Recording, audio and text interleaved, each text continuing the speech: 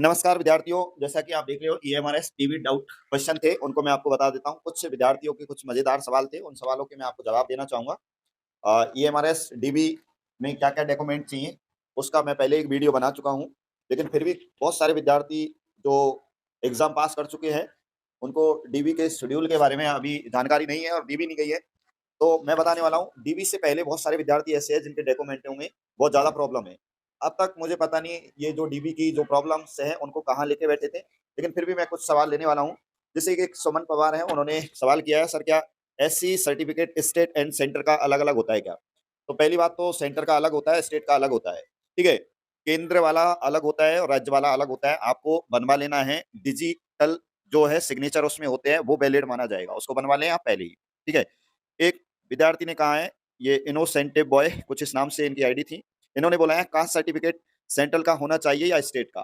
तो सेंट्रल की भर्ती है, तो सेंट्रल का ही होना चाहिए, ठीक है? एक कुसुम जंगेर ने पूछा है कि सर पीजीटी का डीबी डीबी कब में कहाँ होगा? तो देखो पीजीटी के डीबी के बारे में अभी तो डेट जारी नहीं की है। आपको नोटिफ़िकेशन जारी कर दिया जाएगा या ईमेल पे आपको सूचना दे दी जाएगी। आपने जो भी फॉर्म में ईमेल भरी है, उसको आप चेक करते रहे और आपका डीबी जो होगा जहाँ तक न्यू दिल्ली में होगा। अमित कुमार ने पूछा है कि सीटेट की ओरिजिनल मार्कशीट अभी नहीं है, तो क्या डिजी लॉकर वाली से काम हो जाएगा क्या? तो डिजी लॉकर वाली को आप निकलवा लीजिए, लेकिन निकलवाइए आप केवल केवल आप रंगीन प्रिंट में निकलवाइए और उसको आप अच्छे से रख लीजिए। उसके बाद अंशुल कुमार ने बोला है कि सर फॉर्म फिलिंग में यूनिवर्सिटी नेम पुराना वाला सेलेक्ट करने के लिए आया था और मेरी डिग्री में नया है। तो ये कोई बड़ा इश्यू नहीं है, हो सकता है आपकी यूनिवर्सिटी का नाम चेंज हो चुका हो, तो आप जो है ऐसी कोई बड़ी दिक्कत नहीं है। आप थोड़ा-सा इसको लेकर एक स्टाम्प बनवा लें कि साहब हमारी पहले यूनिवर्सिटी का ये नाम था और अब ये नाम हो चुका है, अर्थात इसके लिए मैं एक ₹50 का स्टाम्प देना चाहता हूँ, तो आप इस हिसाब से काम करवा सकते हैं। निकिता तोमर ने कहा है कि सर मुझे ना ईमेल आया है, ना मैसेज हॉस्टल वार्डन ईमेल के लिए। कुछ बच्चों को टेक्स्ट मैसेज आया है, तो देख लीजिए कितने विद्यार्थियों को टेक्स्ट मैसेज आया है, उस हिसाब से आप कमेंट्स कर देना, हम जानकारी इकट्ठी कर लेंगे। एक कशन नाथ पाल ने पूछा है कि सर मैं टीजीटी इंग्लिश हूँ, डीबी कहाँ होगा? तो डीबी का भी शेड्यूल आ जाएगा आपका, टीजीटी वालों के लिए बताया नहीं गया है, न्यू दिल्ली में जाने जहाँ तक होने के चांस है। ज्योति नंदपाल ने बोला है कि सर मेरे कन्फर्मेशन पेज में ग्रेजुएशन के मार्क्स गलत हो गए, तो क्या करें सर रिजेक्ट कर देंगे क्या? तो देखो आपका जो डीबी का जो ओरिजिनल मार्कशीट होगी, फोटोकॉपी जो होगी, वो जो डीबी वाली टीम होगी, वहाँ पर मैच किया जाएगा। तो ऐसी कोई बड़ी बात नहीं है, आपने फॉर्म में गलत भी भर दिया है, तो कोई बड़ी बात नहीं है। फॉर्म को केवल वो फॉर्मेलिटी के लिए लेंगे, आपने जो फॉर्म भरा है उसके लिए, लेकिन आपके जो ओरिजिनल जो डॉक्यूमेंट होंगे, वो उनका मिलान किया जाएगा। तो ऐसी घबराने की ज़रूरत नहीं है, आप घबराएँ ना। एक बोल रहे हैं एक केस आर्या बोल रहे हैं कि सर प्रोविज़नल डिग्री चलेगी क्या? तो देखो प्रोविज़नल डिग्री बिल्कुल चलेगी और जिनके पास में जैसे किसी ने बीए किया है, स्नातक किया है, तो उसके कुछ सालों बाद ही जो ओरिजिनल डिग्री आती है, तो तब तक आप प्रोविज़नल डिग्री से काम चला सकते हैं, लेकिन आपको यूनिवर्सिटी से ही लानी पड़ेगी वो। उसके बाद एक वंशी गोसाल बोल रहा है कि सर मेरे आधार कार्ड में नेम के पीछे वैन नहीं लगा है हुआ है, तो कोई प्रॉब्लम नहीं होगी ना? तो देखो ऐसी कोई बात नहीं है, अगर आपके नाम, फादर नेम, मदर नेम या कोई में इश्यू है, तो आप एक एफिडेविट बनवा लें, ₹50 का स्टाम्प वकील से अभी मिल लें, नहीं तो आप वहाँ जाके आप दिक्कत खड़ी होगी तो आपको फिर से वहाँ पे स्टाम्प बनवाना पड़ेगा। एक करुण प्रियास कुछ बोल रहा है कि सर मेरा पीजीटी बायो में सिलेक्शन हुआ है, इसके बारे में कोई जानकारी हो तो बताएँ?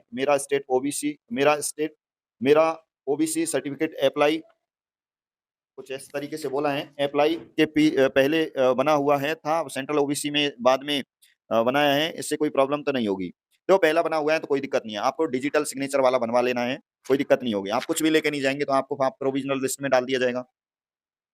एक बोल रहे हैं सर जो टेक्स्ट मैसेज आया है हॉस्टल वार्डन के लिए, उसमें डीबी का कोई जानकारी नहीं है, ना कोई मेल आया है, 31 जनवरी को है, इसका मेल बस 1-2 बच्चों को आया है, शायद दिल्ली के हमें तो कुछ नहीं आया है, तो क्या हम बिना मेल आए या डीबी की कोई मैसेज आए बिना दिल्ली जाए क्या?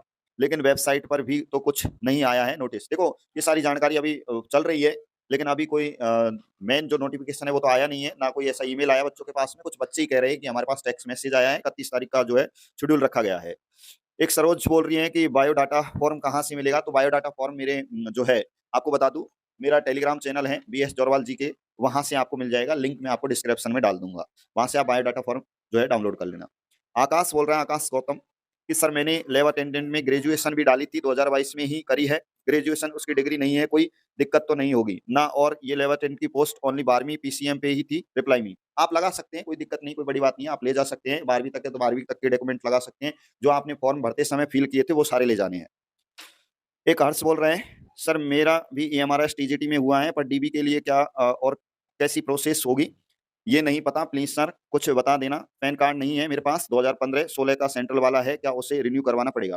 देखो पैन कार्ड की तो कोई ज़रूरत नहीं है, अगर आपके पास आधार कार्ड है, तो पैन कार्ड की अभी कोई ज़रूरत नहीं है। हाँ, आगे ज़रूरत पड़ेगी जब आप क्या बनवाओगे, आपका अकाउंट खुलवाओगे, सैलरी के टाइम पे आपको पैन कार्ड की ज़रूरत पड़ेगी। अनु बोल रही हैं कि सर अगर ईडब्ल्यूएस सर्टिफिकेट पे नायब तहसीलदार की सिग्नेचर है, तो कोई प्रॉब्लम होगी क्या? क्योंकि वो तो डिजिटल सिग्नेचर होते हैं। Please reply me. देखो नायब तहसीलदार के नहीं चलेंगे, अब आपको डिजिटल सिग्नेचर करवाने पड़ेंगे, और वो शायद तहसीलदार के द्वारा वो ऑटोमेटिक आप जैसे ही फॉर्म फिल करोगे ई-मित्र वाले के पास में, वहाँ से वो कुछ प्रोसेस के बाद आपके जो आ जाते हैं और डिजिटल सिग्नेचर होके आते हैं, तो आप डिजिटल सिग्नेचर का ही बनवाएँ। जगदीश साहू ने बोला है कि सर ओबीसी सर्टिफिकेट और पीडब्ल्यूबीडी सर्टिफिकेट स्टेट का तो बना हुआ है, लेकिन ईएमआरएस फॉर्मेट में माँग रहे हैं। अब बनवाए तो चल जाएगा क्या? बिल्कुल चल जाएगा। देखो, कोई भी समस्या है, अगर आपको ये जो आपके क्वालिफ़िकेशन डॉक्यूमेंटों के अलावा कोई अगर डॉक्यूमेंट आप लगा रहे हो, उसमें प्रॉब्लम आ रही है, तो उसका तो सबका सॉल्यूशन है, घबराने की ज़रूरत नहीं है। आप ज़्यादा दिक्कत आएगी तो आपको प्रोविज़नल लिस्ट में डाला जाएगा, और आपको कुछ दिन का समय दिया जाएगा, जैसे 7 डेज़ का टाइम दिया जाएगा कि 7 डेज़ के अंदर-अंदर आप इस चीज़ को हमें जमा करवा दें। तो आपको घबराने की ज़रूरत नहीं है, लेकिन आपके क्वालिफ़िकेशन डॉक्यूमेंट में अगर एक प्रॉब्लम है, तो आप बाहर कर दिए जाएँगे। आपका जो कास्ट सर्टिफ़िकेट है, आपका मूल निवास है, या यानी कोई और डॉक्यूमेंट लगा रहे हैं, उनमें कोई दिक्कत है, आधार कार्ड में कोई दिक्कत है, तो वो तो चल जाएगी। उसका तो स्टाम्प से काम हो जाएगा, तो आप टेंशन नहीं लें, ठीक है ना? सबका सॉल्यूशन है, आपको प्रोविज़नल लिस्ट में डाला जाएगा, आपको कारण बता दिया जाएगा, और उसके बाद अगर कोई जैसे सपोज़ देन 12वीं का सर्टिफ़िकेट भी नहीं लगा पाता है, तो उसको प्रोविज़नल लिस्ट में डाल दिया जाएगा, उसके कारण लिख दिया जाएगा कि भैया गिव मी 7 डेज़ सर्टिफ़िकेट, ठीक है? आप उनको सर्टिफ़िकेट उपलब्ध करवा दो, और उसके बाद जैसे ही जमा करा देते हैं, आपकी एक मेन सूची जारी की जाएगी, उसके बाद आपको जॉइनिंग दे दी जाएगी। तो ये बात है, और कोई बड़ी बात नहीं है, आप घबराएँ नहीं। इस तरीके के जो सवाल हैं आपके चल रहे हैं मन में, और भी कोई सवाल होते हैं तो आप मुझे कमेंट्स के माध्यम से बता सकते हैं। और आपको अगर समझ में आ रहा है कि मैंने आपकी समस्या के लिए वीडियो बनाया है, तो आप इसे फ़ॉलो कर सकते हैं, ठीक है? तो ये कुछ सवाल थे, और भी सवाल होते हैं तो मुझे जल्दी आप बताने का प्रयास करें, जिससे कि आपकी जो भी समस्याएँ हैं, उनका सॉर्ट आउट किया जा सके। थैंक यू, धन्यवाद।